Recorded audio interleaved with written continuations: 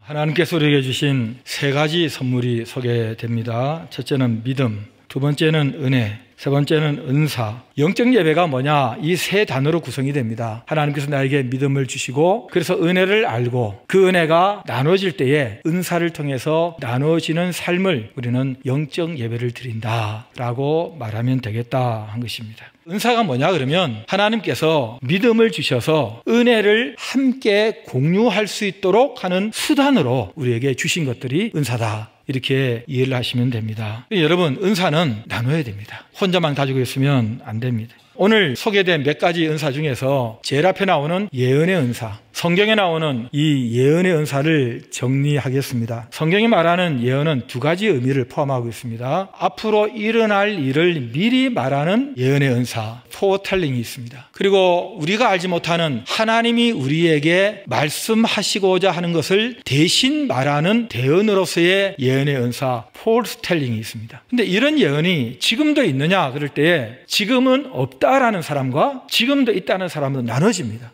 없다라는 사람의 입장이 이해가 되는 것은 성경으로 충분하다, 성경을 보호하기 위해서 그렇게 말하는 분들의 입장을 우리는 충분히 존중할 수 있습니다. 그러나 지금도 예언이 있다고 말하는 사람은 조금 다르게 이렇게 얘기를 합니다. 어떤 사람에게 그 사람에게 하나님이 이런 것을 어떻게 하기를 원하신다는 것을 감동을 그 즉시 기도하는 중에나 은사로 주셔서 생각으로 알게 하셔서 그 마음으로 깨닫고 이거 하나님이 얘기하라고 하시는구나, 그래서 전달하게 하는 하나님의 감동의 방법인데, 이것은 성경과 동급의 그런 무게를 가진 것은 아닌 것으로 우리에게 주실 수 있다. 성경에 그런 증거가 있느냐? 몇 군데 이런 예를 듭니다. 고린도전서 14장 29절에 예언하는 자는 둘이나 셋이나 말하고 다른 이들은 분별할 것이요. 어떤 사람들이 모임에서 막 예언한다고 하면 그대로 받아들이지 말고 정말 하나님이 주신 것인지 잘 좀 분별을 할 필요가 있다. 데살로니가전서 5장 20절에 예언을 멸시하지 말고 범사에 헤아려 좋은 것을 취하라. 하나님이 어떤 감동으로 꼭 그 사람에게 필요한 일어날 일이나 알지 못하는 하나님이 말씀하시고자 하는 것을 알려주실 때는 유익을 되기 위해서 주는 거 아니겠어요? 그렇다면 받는 사람에게 그게 내용이 유익이 돼야 되는데 이게 유익이 되지 않는다면 뭐하러 하나님이 그런 말씀을 하시겠습니까? 그러니 범사에 헤아려서 잘 분별해서 좋은 것을 취하라는 것은 유익이 되게 해야 된다. 유익이 되려면 전하는 사람도 이게 저 사람에게 정말 유익이 되겠는가 하고 분별해야 되고, 받는 사람도 저 말이 나에게 유익이 되는 말씀인가 해서 잘 구분할 필요가 있다는 것입니다.